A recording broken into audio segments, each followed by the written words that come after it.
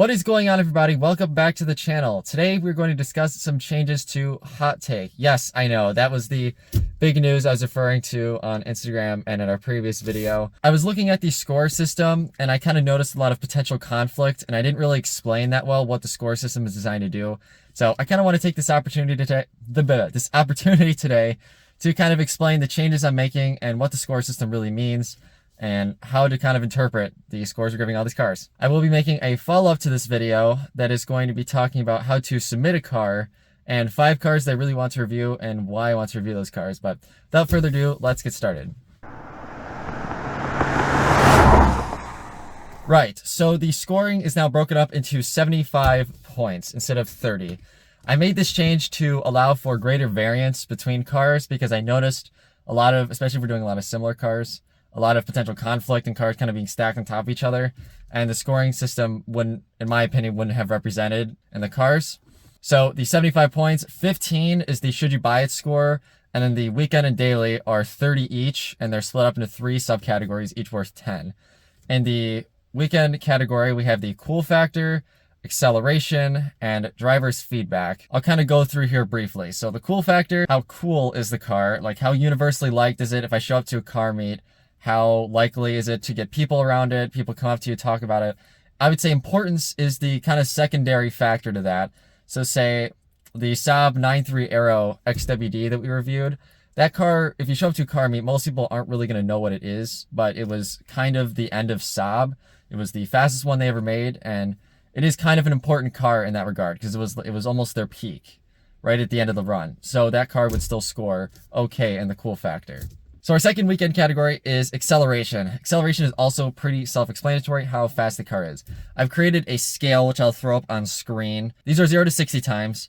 Anything over 8 seconds is a 1. I figure any car that has over 8 seconds 0 to 60 is just slow. And then anything under 2.5 seconds 0 to 60 is a 10. Because in my opinion, the difference between a car that has a 2 seconds 0 to 60 and a 2.3, they're both extremely fast cars. They're both extremely capable. I think they both deserve a 10. Getting the difference between that is splitting hairs in my opinion. But I really like the mid categories. I think 5.26, which I kind of did for just scaling. 6 seconds 0 to 60 is about a 5. I would say that's pretty average among performance cars or like kind of sports cars.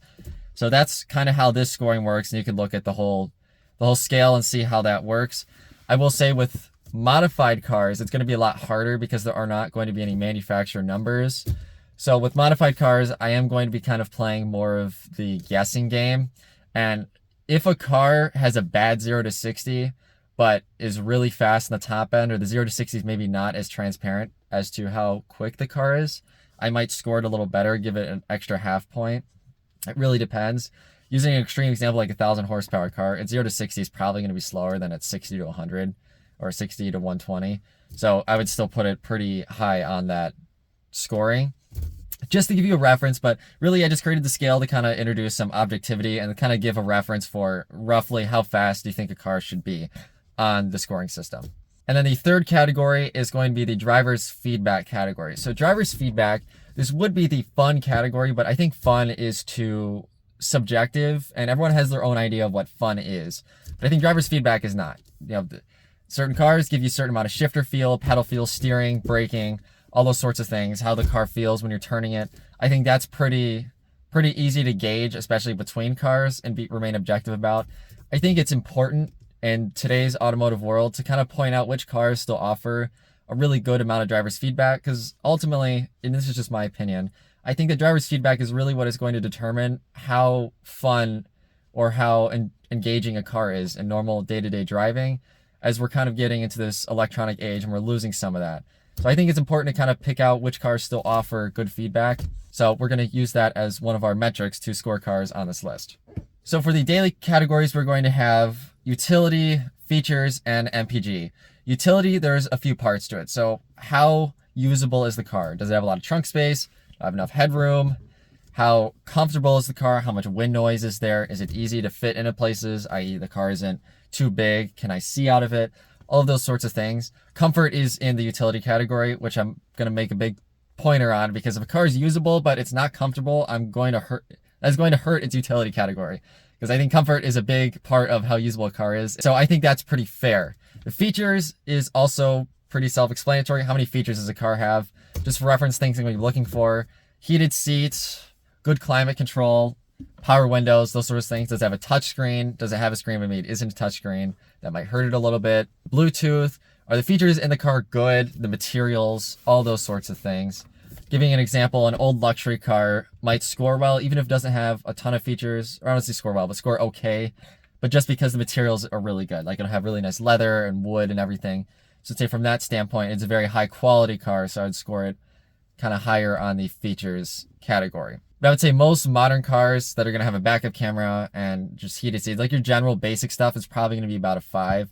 We'll kind of see how that goes as we kind of move along. But those are just the things I'm going to be looking for in the features category. And then in the last one, MPG, which I've also created a scale for. And this one is going to stay more true to form. So we have anything that gets less than 12.5 miles to the gallon combined is going to be a 1.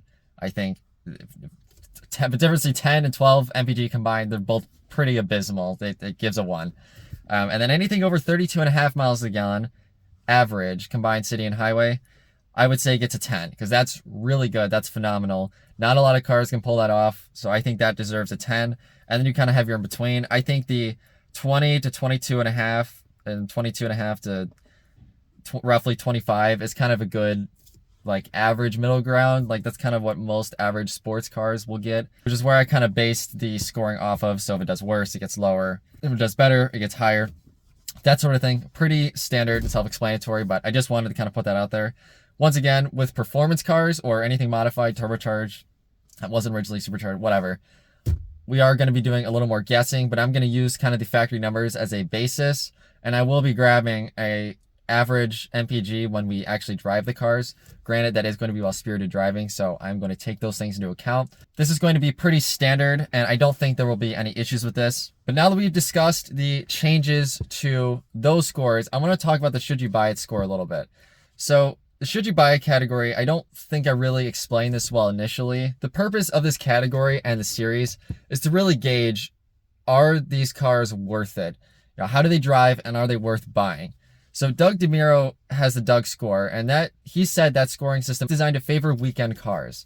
I think this score system favors more all-around cars that can do it all. They're really fun, they're good daily drivers as well, and not just good on paper, but actually good, kind of getting into the score. And are they good value? And I think the value is pretty important, but value, this category would have been value, but I think should you buy it is a better metric as to how I'm actually going to be measuring it. So the names for the scores are kind of some of them are the same as the Doug score, but the intent of the scoring system is different. I'm going to use the E60 M5 as a prime example. That car is really fast. It's a rear-wheel drive V10 sports sedan. You can get a manual transmission in it.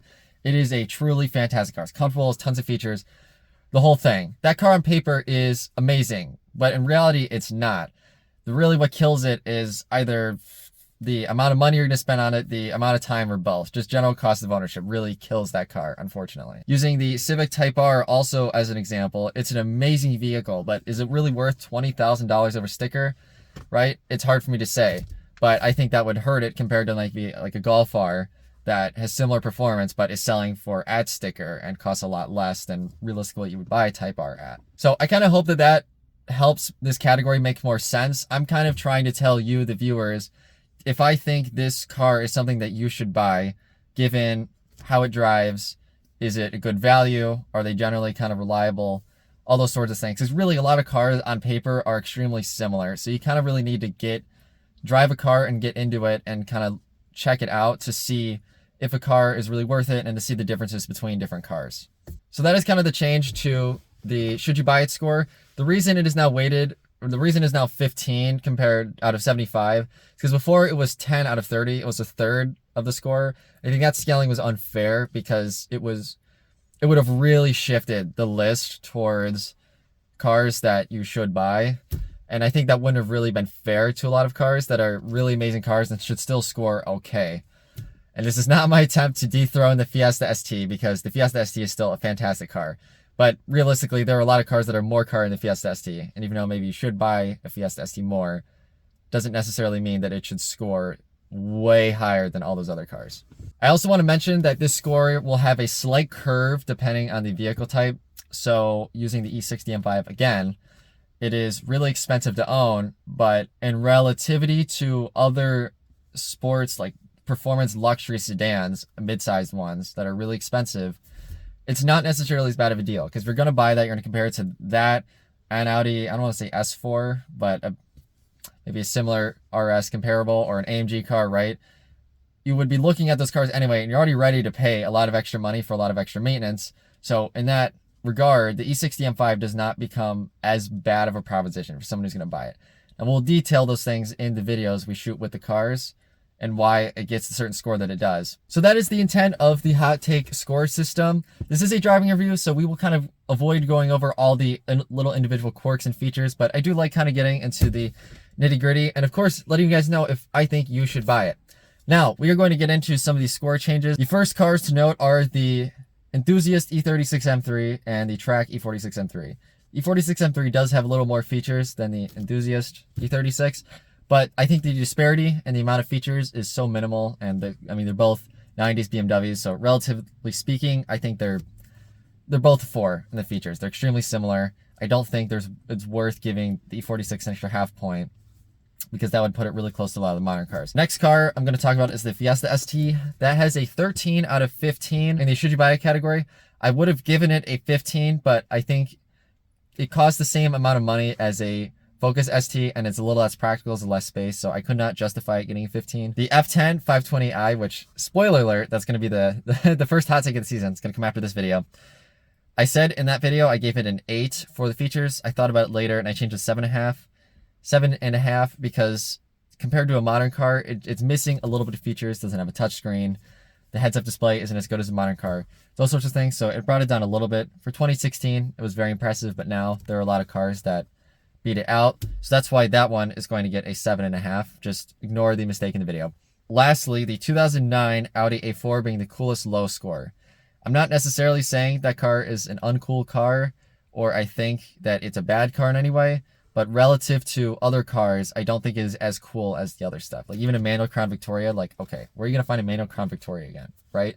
So just kind of using that as a reference to other cars as opposed to it just being uncool. And these scores are malleable. So I reserve the right to change these later at any time for anything. I will try to limit the changes to these scores unless there is a follow-up video talking about it. But if a new Civic Type R starts selling for 20,000 under sticker tomorrow, it's going to get a 15, and I'll probably make a funny Instagram post about it or something, because that would be super wild. But anyway, those were the changes made to the Hot Take scoring system. Comment down below if you guys have any other opinions on the cars that I have scored, any future cars you score. Whatever the case may be, I'm always open to feedback. I don't always get everything right the first time, but I think this is a generally good baseline for how the scoring system is going to work, and I hope that this scoring system now makes sense. Next week, you guys will see the second part of this video where we'll discuss 5 cars I want to review, as well as how to submit a car. So be on the lookout for that, but this is the new score system, the Hot Take. Like, subscribe. We will catch you in the next one.